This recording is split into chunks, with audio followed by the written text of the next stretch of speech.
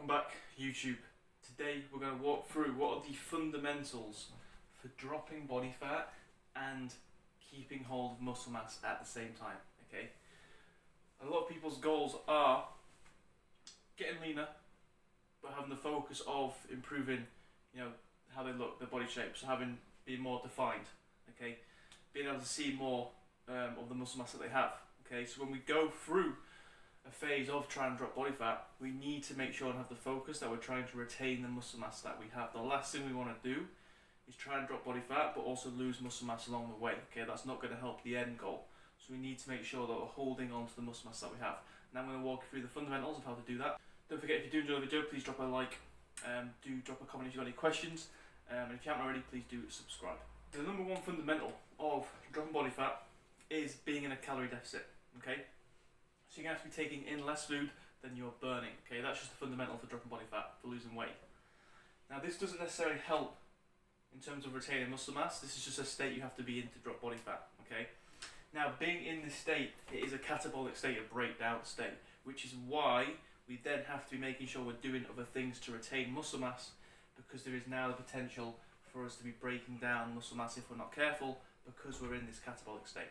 Okay, but you have to be in the calorie deficit to drop body fat, so that's the first fundamental.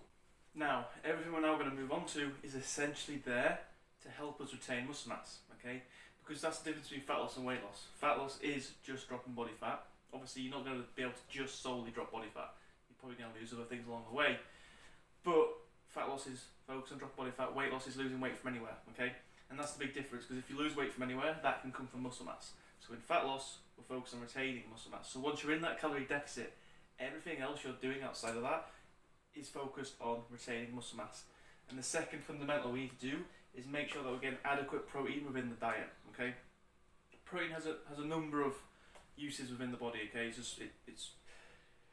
it's needed for optimal health function.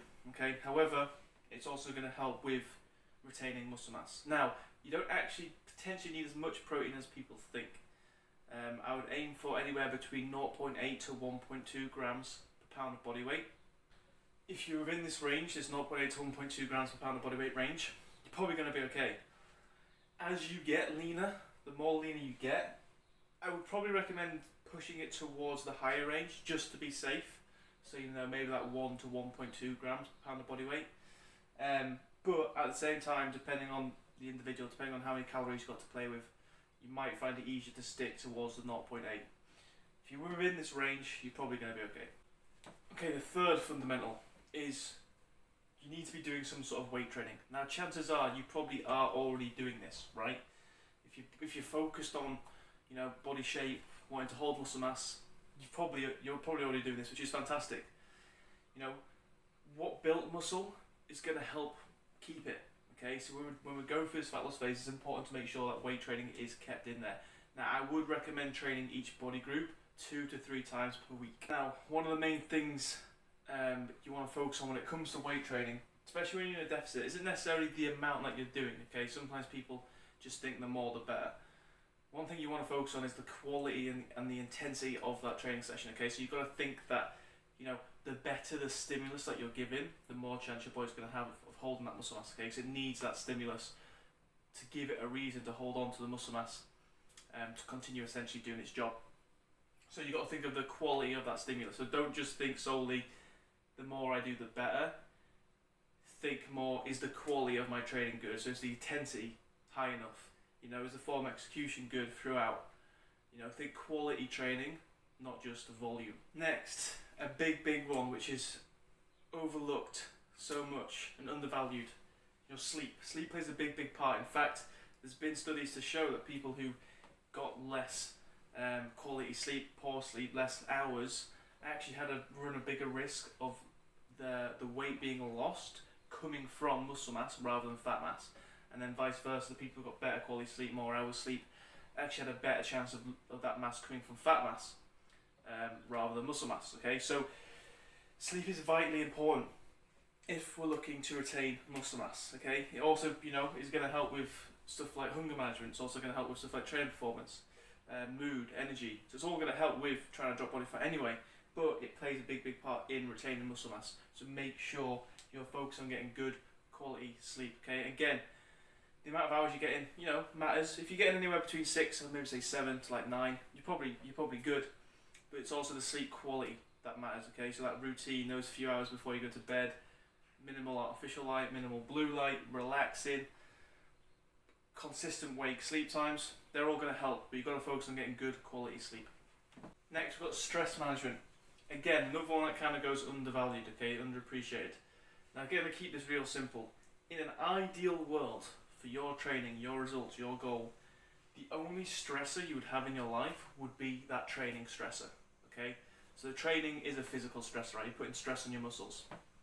Once you are out of that environment, ideally you want your body to be in a nice relaxed state, because that is going to help with recovery, okay? And we know during recovery is when we're going to have the actual process of repair, muscle growth if possible, maybe not a deficit, but similar processes. If, however, we have stress outside of the training environment, that's going to potentially hinder that, okay? Now obviously that's an ideal world.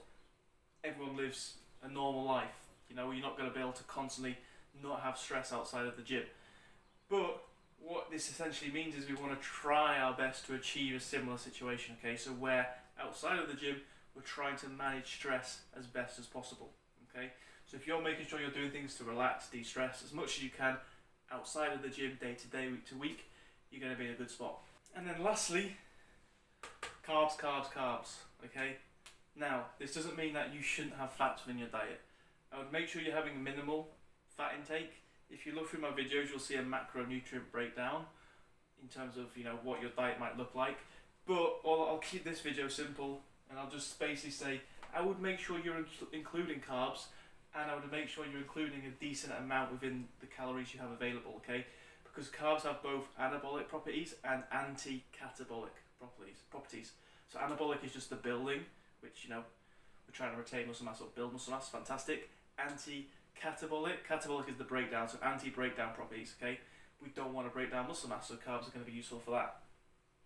They're also going to help training performance, so primary energy source. So carbs are actually going to be really useful for retaining muscle mass during the fat loss phase. So I'd make sure your diet contains carbs and a decent amount, again, in relation to essentially the amount you can fit in while keeping calories controlled and at least having a minimum amount of healthy fats.